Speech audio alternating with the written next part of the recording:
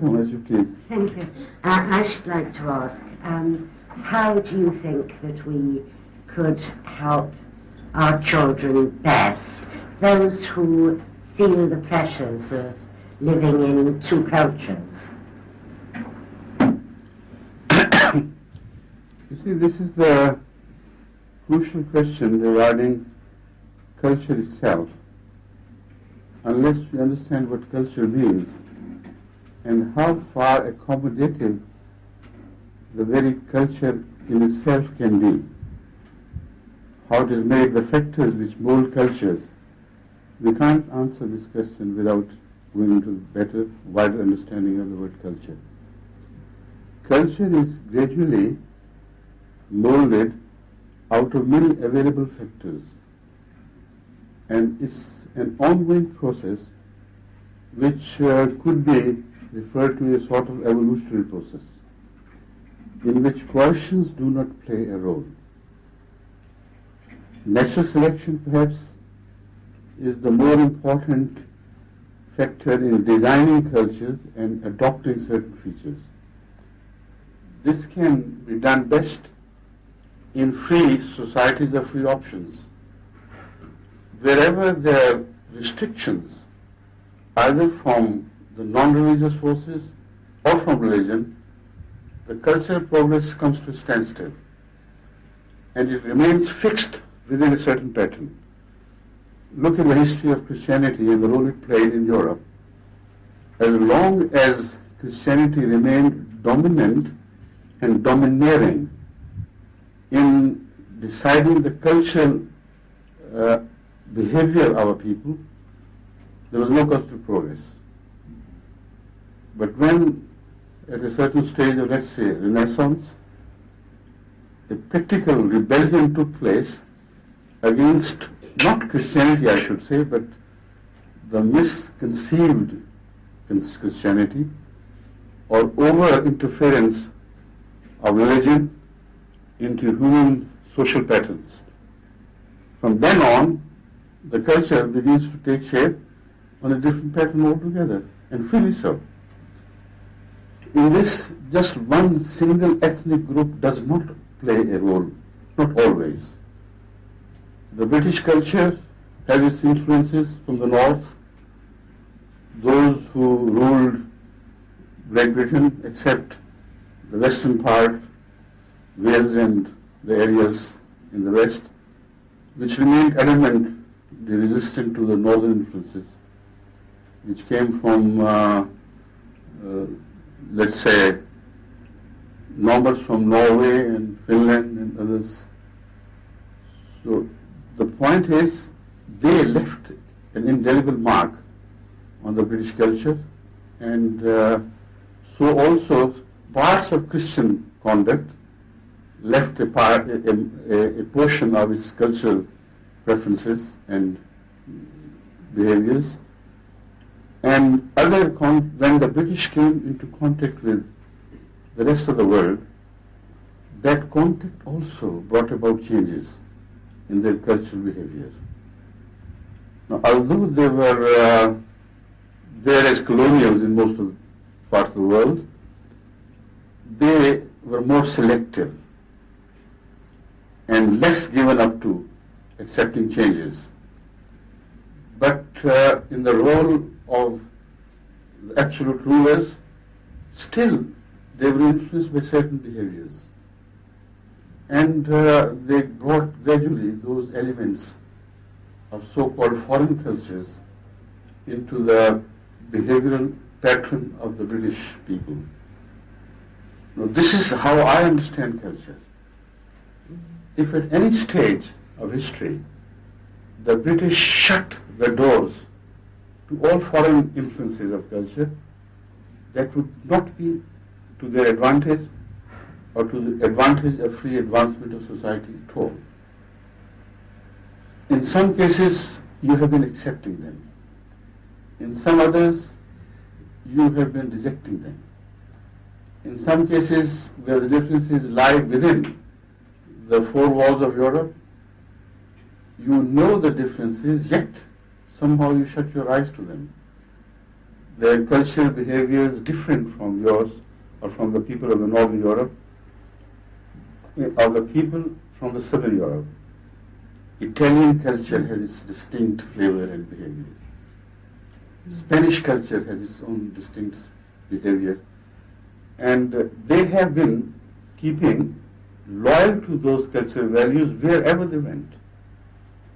Like the Chinese. There are certain people, who are very sort of partial to their own ways of life, and they build protective insulating cells around them.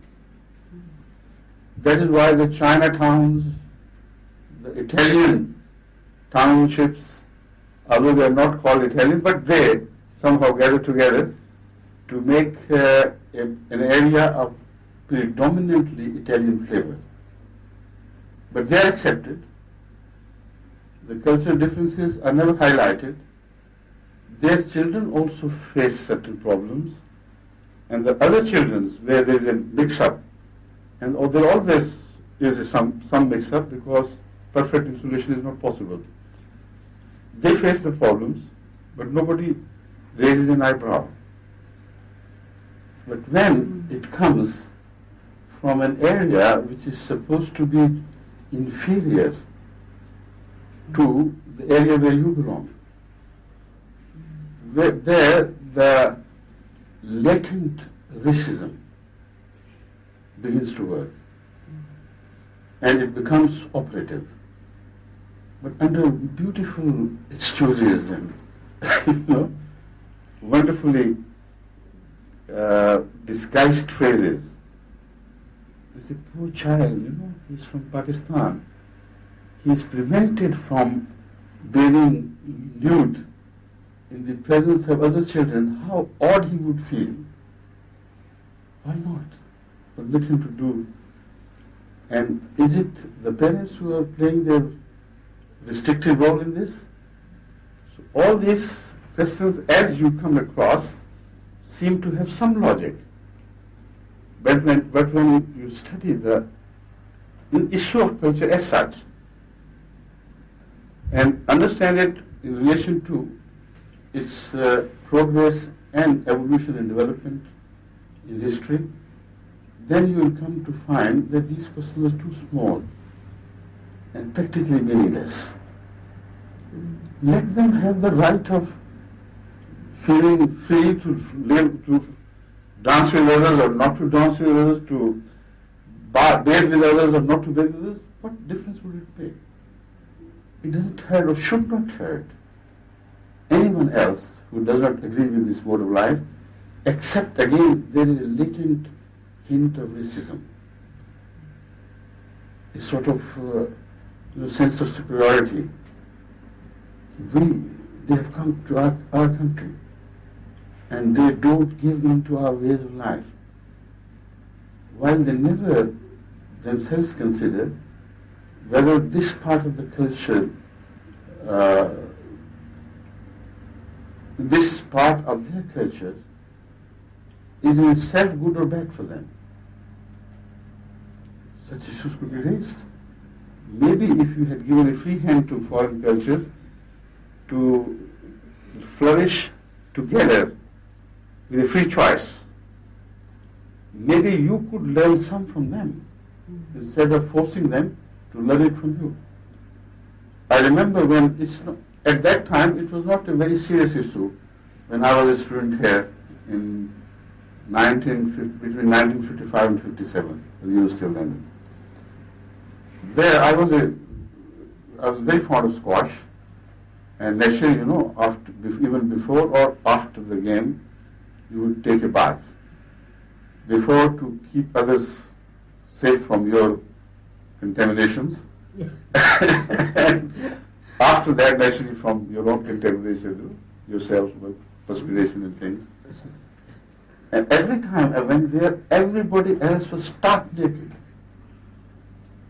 And sometimes there were also no available curtains for anybody to draw across if he felt embarrassed So what I did, I took my own very large bath towel and always hung it in front of the small shower room which I used.